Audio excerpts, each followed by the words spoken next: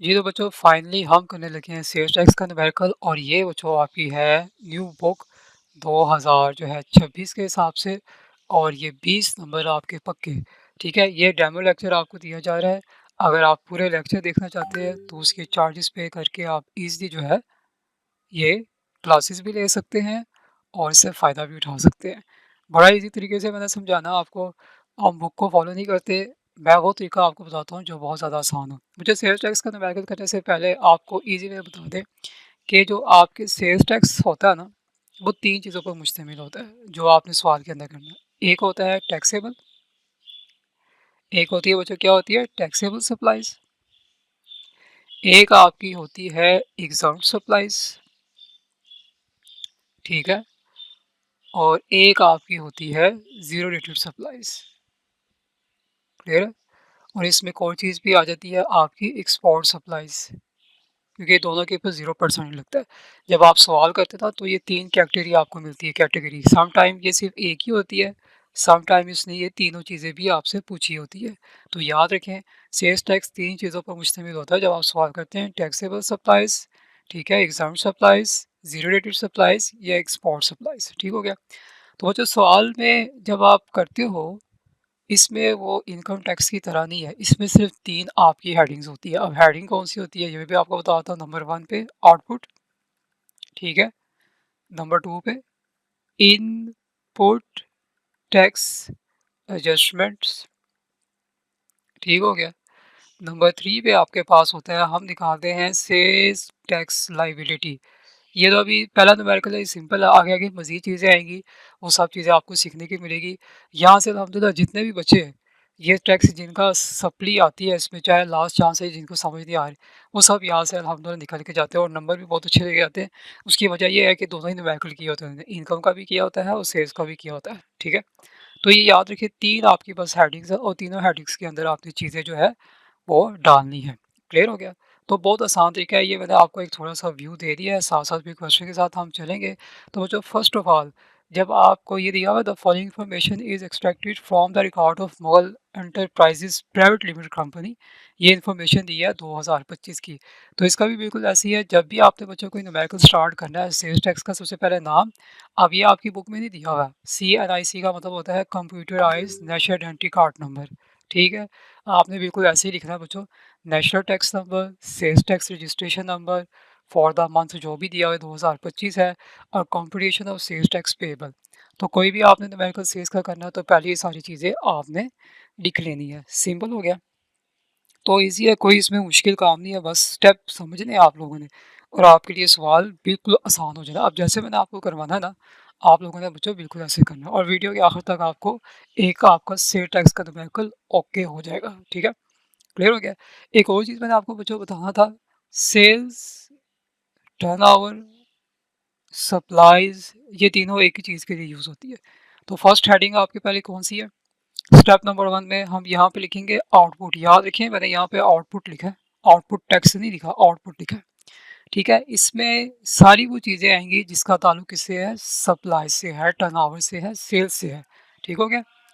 चलो जी अब आप पीछे जाते हैं। सबसे पहले देखिए जो चीज़ें सप्लाइज़ वाली हैं, सेल्स वाली वो आपने लिखनी। क्या लिखा हुआ है? सप्लाइज़ टू रजिस्टर्ड पर्सन वो है 63 लाख, ठीक है?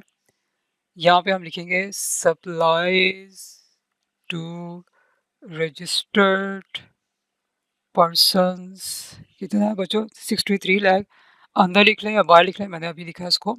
हम अभी अंदर लिख लेते हैं। क्यों? अभी इसमें एक चीज़ माइनस होनी है।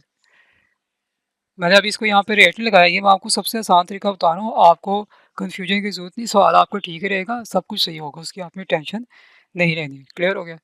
नेक्स्ट उसके लिखा हुआ है supplies to non registered person. आपने नॉन रजिस्टर्ड बंदे को जो है सप्लाइज़ की है, ठीक है? और उसकी अमाउंट लिखी हुई है 12,50,000। ये जो ब्रैकेट में बच्चों लिखा है ना include sale of 1 lakh to end customer, ये हम इसकी लास्ट में ट्रीटमेंट करेंगे। अब इसका यहाँ पे कोई काम नहीं है। आपने यहाँ पे सिंपल लिखना है, इधर हम आते हैं supplies to non registered persons, कितना था? ये 12,50,000 जी। इसको अभी आपने वैसे ही लिख देना है। क्या करना है? इसको भी आपने वैसे ही लिख देना है। अच्छा जी, नेक्स्ट आ रहे हैं। देखिए मैं सिर्फ यहाँ पे सप्लाईज़ की चीज़ों को उठा रहा हूँ क्योंकि अभी मैंने आपको क्या बताया है, आउटपुट एक ऐसी हेडिंग है जिसका ताल्लुक सप्लाई से है, सेल्स से है, टर्नओवर, तीनों का वर्ड एक चीज़ के लिए यूज़ होता है। अच्छा जी, ये भी हो गया। उसके बाद बच्चों लिखा सप्लाइज़ टू रिटेलर है 8,50,000 है, वो भी हम लिख लेते हैं। सप्लाइज़ टू रिटेलर्स 8,50,000, ठीक हो गया बच्चों। अब ये मैंने सारा लिख लिया। अब आपने पहले क्या करना है, इसका करना है टोटल। अब आगे मैंने आपको बताना है कि इसमें हमने क्या करना है। चलिए जी, पहले हम टोटल करते हैं। 633 लाख प्लस 12,50,000 प्लस 8,50,000। बच्चों ये आपका आ रहा है सिंपली हमारे पास जो है 84 लाख, ठीक है। यहाँ पे मैं लिख देता हूँ, एक मिनट। ये देखिए मैंने यहाँ लिखा है 84 लाख। क्लियर हो गया बच्चों। अभी मैंने इसको अंदर क्यों लिखा है, अभी हम जो नेट है वो बाहर लिखेंगे। इसकी वजह क्या है, यहाँ पर बच्चों एक चीज़ नज़र आ रही, credit note issue for taxable supplies. क्या लिखा हुआ है, टैक्सेबल सप्लाईज। अभी मैंने बताया कि जब आप सेल्स टैक्स का न्यूमेरिकल करते हैं ना, तीन चीज़ें होती हैं, taxable supplies, exam supplies, zero rate export. अब ये क्रेडिट नोट इशू का स्टूडेंट को कन्फ्यूजन होता है कि इसका करना क्या है। तो बच्चों नोट लिख लें। जो क्रेडिट नोट्स होता है ना, वो समझ लें हमेशा आपकी सेल्स रिटर्न है, ठीक हो गया। और जो डेबिट नोट होता है वो आप समझें कि वो परचेज रिटर्न्स है। क्या होता है, परचेज रिटर्न्स है। तो ये बच्चों हमेशा माइनस होती है। अगर डेबिट नोट आएगा वो परचेजेस में से माइनस होंगी, अगर क्रेडिट नोट्स आएगा तो वो सेल्स में से माइनस होंगी। तो ये हमारे पास क्रेडिट नोट आया हुआ है, इसको हम यहाँ से माइनस करेंगे, ठीक है। अभी इसके लिए मैं यहाँ पे एक कॉपी इसकी निकालता हूँ। यहाँ पे मैंने पेज नंबर लिख दिया है। ये है एक पेज नंबर। यहाँ पे इसको मैंने रेज करके 2 पेज लिख दिया है, ठीक है। समझ आ गई आपको। तो ये अब कॉन्सेप्ट आप लोगों को याद रहेगा। आगे आगे जितनी भी मज़ीद ट्रीटमेंट आएगी वो ऐसे करवाई जाएगी, सारी आपके ज़हन में घुसेगी और इंशाल्लाह आप पूरे जो है 20 नंबर आप लोगे। और सप्ली का सवाल तो होता ही नहीं पैदा कि आपकी सप्ली आ जाए, ठीक है। तो हम यहाँ पे बच्चों लिखेंगे less credit notes, less credit notes issued, कितना भाई, ये है फॉर टैक्सेबल सप्लाईज 5 लाख। हम लिखेंगे फॉर टैक्सेबल सप्लाईज। आपने घबरा नहीं जाना भाई, हमारा तो आंसर बुक के साथ आ नहीं रहा, सब कुछ आएगा, कॉन्सेप्ट देखा जाता है। 5 लाख है, ये देखें। अभी मैं इसको यहीं पे लिख रहा हूँ क्योंकि अभी हमने माइनस करना है। हमने यहाँ लिखा बच्चों 5 लाख और पीछे आपका टोटल क्या आया हुआ था सब सप्लाईज का 84 लाख। सिंपली अब हम क्या करेंगे, देखिए जी 84 लाख से मैंने माइनस किया है 5 लाख, तो मेरे पास आ गया 79 लाख। ये देखें यहाँ पे आप करके थोड़ा सा लिखेंगे, ठीक है। और ये क्या चीज़ बच्चों आपके पास आई है, यहाँ पे आप लिखेंगे टोटल आउटपुट। याद रखें टैक्स नहीं है ये, इसको मैंने हाईलाइट कर दिया। और बच्चों इसके यहाँ तक जहन में रख लें क्योंकि जो कन्फ्यूजन आपको हो रही थी ना उससे आपको बचा रहे हैं। ये देखिए मैंने लाइन लगा दी है, लाइन्स का मतलब आपने टोटल नहीं करना। तो ये आउटपुट में बस ये चीज़ें आपकी आनी थी। तो आउटपुट का ताल्लुक क्या है, सप्लाई से है। सेल्स हो जाए या टर्नओवर एक ही वर्ड है। तो नेक्स्ट बच्चों आपके पास स्टेप कौन सा होता है, वो होता है इनपुट टैक्स एडजस्टमेंट। अभी सब कुछ आपको बताया जाएगा, अभी आप उसकी टेंशन ना लें। इनपुट टैक्स एडजस्टमेंट का बच्चों ताल्लुक किससे होता है, परचेज से होता है। ये देखिए मैंने यहाँ पे लिख दिया। आउटपुट का ताल्लुक सप्लाई से होता है, या सेल्स भी कह सकते हैं या टर्नओवर भी कह सकते हैं। सम टाइम एग्जाम में जब सवाल आता है वहाँ पर सप्लाईज की जगह टर्नओवर लिखा होता है तो स्टूडेंट कंफ्यूज हो जाते हैं। इसी तरह जो आपकी इनपुट में हमने टैक्स एडजस्टमेंट करनी है, अब इसके साथ मैंने टैक्स लिखा हुआ है। इस टैक्स का मतलब ये है कि जब हम इनपुट टैक्स एडजस्टमेंट की हेडिंग में चीज़ें डालेंगे ना, तो हम साथ साथ उसका रेट लगाएंगे। और मोस्टली इनका रेट क्या होता है बच्चों, 18% अभी जो चल रहा है। चलिए स्टार्ट करते हैं। लिखा हुआ है परचेज फॉर रजिस्टर्ड पर्सन। आपने रजिस्टर्ड पर्सन से परचेजेस की हैं जो कि कितनी है, वो है 1 लाख की, ठीक है। हाँ जी, नहीं बच्चा 10 लाख की, सॉरी 10 लाख की कहता है। इसमें से जो 1,50,000 था वो आपने कैश में परचेज की है। अब इसकी क्या ट्रीटमेंट करेंगे, बहुत सिंपल है। पहले बच्चों हम यहाँ लिखेंगे, इधर हम लिखेंगे परचेजेस फ्रॉम रजिस्टर्ड पर्सन्स।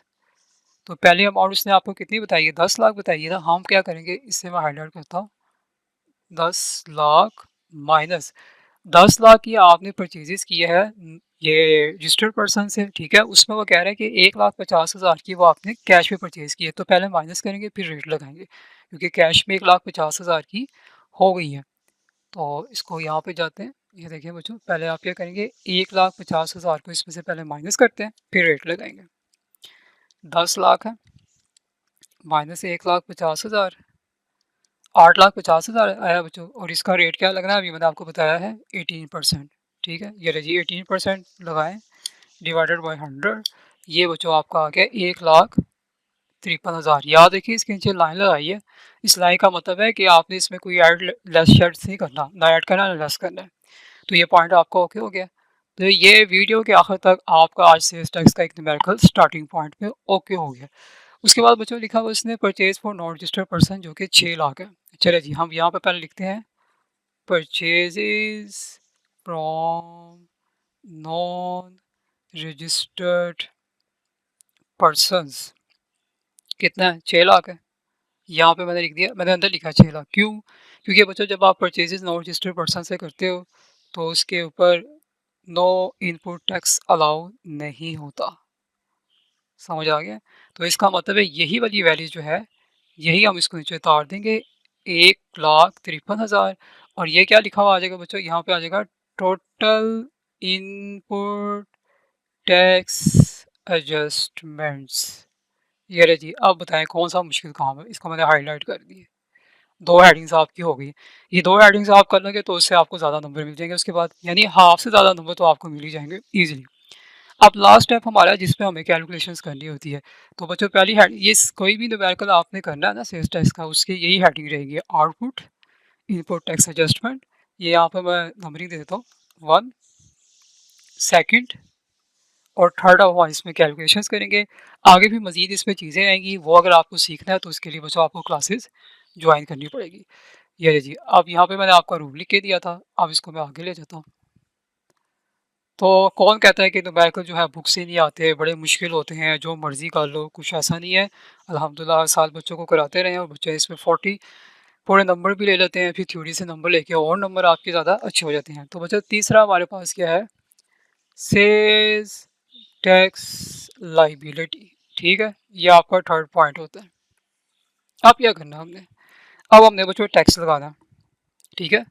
क्या लगाना है, अब हम टैक्स लगाएंगे, क्योंकि हमने इनपुट टैक्स का तो साथ साथ कर लिया था, लेकिन आउटपुट के ऊपर अभी हमने बच्चों लगाना है। क्या लिखेंगे, सिंपल, एक मिनट, ये इनकम टैक्स का न्यूमेरिकल था, आगे किया हुआ है। यहाँ पर मैं लिखूंगा output tax on taxable supplies. क्या है बच्चों, टैक्सेबल सप्लाईज। अभी जितना भी डाटा वो सारा टैक्सेबल सप्लाईज है, उसमें कोई एग्जाम्प्ट का जिक्र नहीं है, ना इसमें कोई जीरो रेटेड का जिक्र है, कुछ भी नहीं है, ना एक्सपोर्ट का जिक्र है। तो आपकी टोटल आउटपुट बच्चों कितनी आई थी, ये 79 लाख है। इसका कितना रेट है बच्चों, इसका भी रेट उतना ही है, 79 लाख है। इसका भी रेट कितना है, 18% ही है। अब बेशक आप चाहे अपनी बुक से आंसर को मैच कर सकते हैं। तो ये मैंने आपको बहुत ईजी वे में करवाया है। ये जी, इसका मैंने 18% लिया है, ठीक है। तो बच्चों मेरे पास ये आ रहा है 14,22,000। ये देखिए जी, 14,22,000। क्लियर हो गया। ये बहुत आसान तरीका है, इससे आप कंफ्यूज नहीं होंगे। अब जब आपका एक चीज़ निकल आता है बच्चों, तो इसमें एक आपने ना एक रूल अप्लाई करना होता है।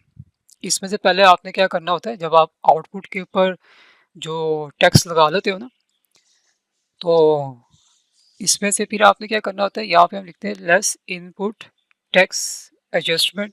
लेकिन ये माइनस करने से पहले बच्चों आपको एक रूल अप्लाई करना पड़ता है, और वो हर सवाल में आपने करना है। क्या है, यहाँ पे आप लिखेंगे रिस्ट्रिक्टेड अप टू 90%। ये जो मैंने आपको करवाया ना, इसको आपने ज़हन में रखना है, ये आपको इजी रहेगा। ऑफ आउटपुट टैक्स, आउटपुट लिखा मैंने, आउटपुट टैक्स, ये बहुत इजी वे है। दूसरे अगर आप देखेंगे तो उन्होंने बड़ी मुश्किल से करवाया, बुक का करेंगे तो भी कंफ्यूज होंगे। ये जिस तरह हमने करवाया, हर सारे न्यूमेरिकल आपके इजी स्टेप के साथ A1 हो जाएंगे। तो क्या करेंगे, क्या लिखा हुआ है, restricted up to 90% of output tax. Rule ये होता है कि जब आप आउटपुट के ऊपर टैक्स लगा लेते हैं, उसमें से हमने इनपुट टैक्स एडजस्टमेंट को माइनस करना होता है। लेकिन माइनस करने से पहले आपको एक रूल अप्लाई करना होता है हर बार। मीन्स कि ये है, इसके ऊपर टैक्स लगा हुआ, आप यहाँ पे लिखेंगे 14,22,000, ठीक है। क्या करेंगे, इसका पहले आपने करना है 90/100। अब 90/100 हम करेंगे पहले, ये देखें 90/100 करके हमारे पास वैल्यूज़ आ रही है, यहाँ पे आपने लिख रहा है 1279800। अब क्या करना होता है, इनपुट टैक्स एडजस्टमेंट को माइनस करने के लिए एक ये वैल्यू बचो, और पीछे जो आपने निकाली है इनपुट टैक्स एडजस्टमेंट की, वो ये है। हमने इनके साथ, दोनों के साथ कंपेयर करना होता है। हम यहाँ पे लिखते हैं विच एवर इज लेस, दोनों में से जो छोटी होगी ना, वो आपकी इनपुट टैक्स एडजस्टमेंट में आउटपुट से माइनस होगी। तो ये तो आप देखें, ये तो बड़ी अमाउंट आ रही है आपकी, नज़र आ रहा है आपको 1,27,000, ये बल्कि 12,79,800 है, और वो तो 1,53,000 है। तो दोनों में से जो छोटी, रूल आपने लाजमी अप्लाई करना है, दोनों में से जो छोटी होगी, ये सबसे आसान तरीका मैंने बताया। वो जो रूल है बी शेड्यूल वगैरह, वो इसमें आप लोगों ने ऐसे नहीं सोचना, आप कन्फ्यूज़ हो गए, आपका सवाल गलत हो जाएगा। तो दोनों में से क्या छोटी होगी, वो माइनस होगी। तो 1,53,000 छोटी है। मीन्स के ये जो आपने आउटपुट टैक्स का रिस्ट्रिक्टेड ऑफ रूल्स निकाला है, इसकी अमाउंट को आपने कंपेयर करना है अपनी इनपुट टैक्स एडजस्टमेंट की अमाउंट से। दोनों से जो छोटी होगी वो आपने यहाँ पे लिख देनी है, बस। अब हम माइनस करेंगे, जरा जी 14,22,000 में से हम माइनस करने लगे हैं 1,53,000 को। तो बच्चों ये आपके पास आंसर आ गया 1269000। ये क्या निकला बच्चों, अभी अभी ये तो आपका निकल गया है, लेकिन इसमें एक और चीज़ भी मैंने अभी आपको बतानी है। फिर सुनने कि जब आप सेल्स टैक्स लायबिलिटी के खाने में आते हैं, तो हम क्या करते हैं, क्योंकि हमने पहले आउटपुट के ऊपर टैक्स नहीं लगाया होता है, यहाँ पर हमने सिर्फ टैक्सेबल सप्लाईज के ऊपर जो है ना, वो आपने टैक्स लगाना होता है। आगे मज़ीद चीज़ें आएंगी, आपको बताया जाएगा। फिर हमें इसमें से बच्चों इनपुट टैक्स एडजस्टमेंट माइनस करना होता है। हर तकरीबन में, हर न्यूमेरिकल में ऐसा है, लेकिन थोड़ी बहुत चीज़ें चेंज होगी। और लेकिन आपको माइनस करने से पहले एक रूल अप्लाई करना होता है। उस रूल में ये होता है कि आपने जो आउटपुट टैक्स के ऊपर जो है टैक्स लगाया है, उसका 90/100 करते हैं। फिर इसकी अमाउंट को आप जो है इनपुट टैक्स एडजस्टमेंट की अमाउंट से जो है कंपेयर करते हैं। जो दोनों छोटी होती है, हमेशा वही ली जाती है, उसको माइनस किया जाता है। बस यहाँ तक ओके हो गया, यहाँ तक क्लियर है। लेकिन अब इसमें एक और रूल भी है बच्चों। अगर सवाल में आपने नॉन रजिस्टर्ड पर्सन से सप्लाईज की हों, देखिए आपको नज़र आ रहा है ये पॉइंट है। अगर आपने सवाल में किसी नॉन रजिस्टर्ड पर्सन से सप्लाईज की हो, तो इसके ऊपर मज़ीद 4% का टैक्स ऐड होता है। अगर नहीं होगा तो नहीं लगाएंगे। बस इतना सा काम है, ये आपका लास्ट स्टेप है। ये बच्चों इनकम टैक्स की न्यूमेरिकल है, तो इसको देखिए कंफ्यूज ना हो। यहाँ पे आते हैं हम, कैसे लगाएंगे, बहुत आसान है, इजी सा स्टेप। ये हमारा लास्ट स्टेप है। आप यहाँ पे लिखेंगे simply add 4% further tax in case of supplies from non registered persons. ठीक है, तो मैंने एक एक चीज़ आपको बता दी है। लेकिन अब जो मैंने आपको कहा था वो पॉइंट मैं आपको बताऊंगा स्टार्टिंग में, ये वाला, कि यहाँ पर उसने 12,50,000 लिखा हुआ है, लेकिन अंदर लिखा हुआ है कि इसमें जो सेल्स थी ना 1,00,000 की, वो कस्टमर को एंड मीन्स के उसका काम ख़त्म हो गया है। तो अब ये बच्चों 4% का जब आपने लगाना, सबसे पहले आप क्या करेंगे, हम क्या करेंगे 12,50,000 में से माइनस करेंगे 1,00,000 को पहले, उसके बाद 4% का टैक्स लगाएंगे। 12,50,000 माइनस 1,00,000, ये तो आपके पास आ गया है 11,50,000। ये देखिए 11,50,000, और इसके ऊपर फिर आपने बच्चों 4% लगाना है, डिवाइडेड बाई 100। ठीक है, ये बच्चों 46,000 आ गया। ये ले जी 46,000 मैंने यहाँ पे लिखा है, और पीछे जो आपकी अमाउंट आई है, एक मिनट, ये मैंने ना खाना आगे ले गया हूँ, एक मिनट, ये तो हाँ जी यही है, उस इनकम के साथ आगे किया हो ना, इसलिए वो ये, तो ये इसकी अमाउंट है, इसमें हम बच्चों ऐड करेंगे। बस क्लियर हो गया। तो ये आपका आ गया है 13,15,000। ये ले जी 13,15,000। ये क्या निकला बच्चों आपका total sales tax payable, total sale tax payable. तो देख लें कितना आसान है और कोई ज़रा भी मुश्किल नहीं है। पता नहीं कौन आपको कहता है कि न्यूमेरिकल ना किया करें, बड़ी मुश्किल होते हैं, बस थ्योरी कर लिया करें। थ्योरी में बच्चे गप्पे बहुत मारते हैं, इसलिए वो पासिंग के चांसेस कम हो जाते हैं। आधे से ज़्यादा थ्योरी तो बच्चे गप्पे मारते हैं, सही लिखते नहीं हैं, क्योंकि पेपर जब चेक होता है मैंने देखा है बच्चे ना बड़े गप्पे मारते हैं। न्यूमेरिकल्स अगर आपका कॉन्सेप्ट क्लियर है तो आपको 100% पूरे नंबर मिलने हैं, और ये न्यूमेरिकल सारे बच्चों बुक से ही आते हैं। ठीक है, तो ये आपका आज का न्यूमेरिकल हो गया है डन। प्रॉब्लम नंबर 1 करवाई है मैंने। ठीक है, ये डेमो लेक्चर था। अब अगर आपको मज़ीद इसके लेक्चर चाहिए या इसकी क्लासेस चाहिए, व्हाट्सएप नंबर पे रब्ता कीजिएगा। तो बच्चों यहाँ पर चार्जेस वगैरह फ़िक्स हैं। इस वक्त किसी भी किस्म की बहस नहीं सुनी जाएगी, क्योंकि आप लेट ज्वाइनिंग पे हैं। लास्ट में जब स्टूडेंट्स आते हैं उनकी चार्जेस ज़्यादा होते हैं, क्योंकि मंथली फ़ीस वाले चार्जेस वो वाले स्टूडेंट्स होते हैं जो स्टार्टिंग में आके पढ़ते हैं। और अगर आपको पास होना है और जो बच्चा सीरियस होगा सिर्फ वही चार्जेस पे करेगा। बाकी जो ऐसे ही सिर्फ ड्रामे लगाने वाले होंगे जिन्होंने फ्रॉड वगैरह करना, तो फिर वो यही करेंगे कि बस हम 2 नंबर तरीके से किस तरह से भी ना ये सारी चीज़ें कैच कर लें। ठीक हो गया। और जो ये बच्चे कहते हैं कि कम वक्त में तैयारी नहीं होती, मैं भी आपको चैलेंज करता हूँ कि कम वक्त में तैयारी बिल्कुल हो सकती है। शर्त सिर्फ ये है कि आप पढ़ने वाले सीरियस हो। तो ड्रामेबाज वाले बच्चों के लिए बिल्कुल भी नहीं है।